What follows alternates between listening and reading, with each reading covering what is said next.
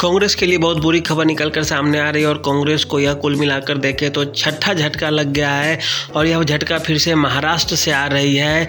दरअसल फिर से बासवराज पाटिल जो महाराष्ट्र में कांग्रेस के बड़े कद्दावर नेता है और उन्होंने पार्टी छोड़ दी है।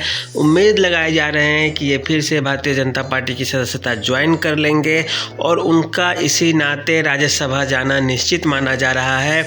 बासवराज पाटिल की बात करें तो महाराष्ट्र में मराठवाड़ा क्षेत्र से अच्छे और कद्दावर नेता है, उनकी उस क्षेत्र में खासी पकड़ दिख रही है।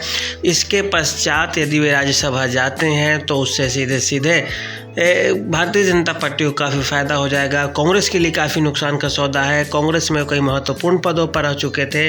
1999 से वे राजनीति में हैं। कुल मिलाकर देखें तो 24 साल का उनका कैरियर रहा है और उनका कैरियर जो है वह बेदाग रहा है और इस कारण महाराष्ट्र में एक से एक लग रहे हैं झटके।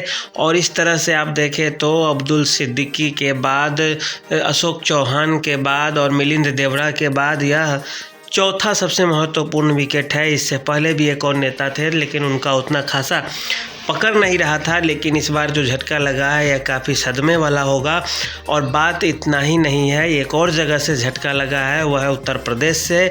उत्तर प्रदेश में झटका लगा है अमेठी के गौरीगंज विधानसभा क्षेत्र से, जहां से राकेश प्रताप सिंह जो समाजवादी पार्टी के विधायक थे, उन्होंने राज्यसभा सीट के लिए हुए चुनाव में क्रॉस वोटिंग करने का इरादा बनाया था और इस कारण देखिए उन्हें सपा से भी निकाला जा सकता है।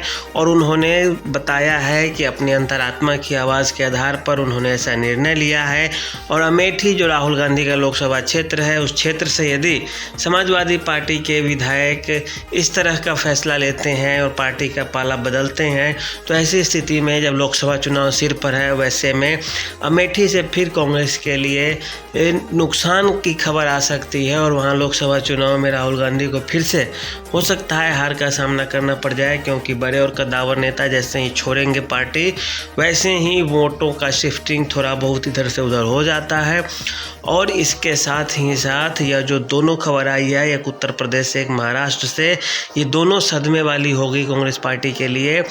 पार्टी के शीर्ष आला कमान को इस पर फैसले लेने चाहिए, ध्यान देने चाहिए कि इस तरह की घटनाएं फिर से भविष्य में न घटी, क्योंकि महाराष्ट्र कांग्रेस में एक से एक करके झटके मिलते जा रहे हैं पार्टी के लिए। मिलिंद देवड़ा जैसे बड़े नेता जब भाग गए थे और वे जाकर एकनाथ शिंदे की शिवसेना गुट को ज्वाइन कर लिए थे। अब्दुल सिद्दीकी की बात करें तो वो जब कांग्रेस छोड़ते हैं तो फिर अजीत पवार की गुट वाली पार्टी में जाकर राष्ट्रवादी कांग्रेस पार्टी को ज्वाइन कर लेते हैं। फिर उसके बाद बात करें अशोक चौहान की, तो अशोक चौहान भी सदस्यता से उनका भी शिवसेना की तरफ झुकाव होता है या वो भाजपा में भी आ सकते हैं।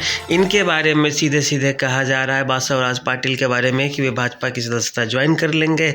ऐसे में देखें तो कुल मिलाकर शिवसेना और कांग्रेस के गठबंधन से कोई फ़ायदा कांग्रेस को होता हुआ नहीं दिख रहा है, क्योंकि कांग्रेस के एक एक करके नेता ही पार्टी से अलग होते जा रहे हैं। ऐसी स्थिति में लोकसभा चुनाव में किस तरह से महाराष्ट्र से दमखम से पार्टी लड़ेगी चुनाव, ये अपने आप में एक अशुभ संकेत दिख रहे हैं। तो आज के लिए यही दो खबर काफ़ी महत्वपूर्ण थे। आप मेरे साथ बने रहिए। आज के लिए इतना ही, धन्यवाद।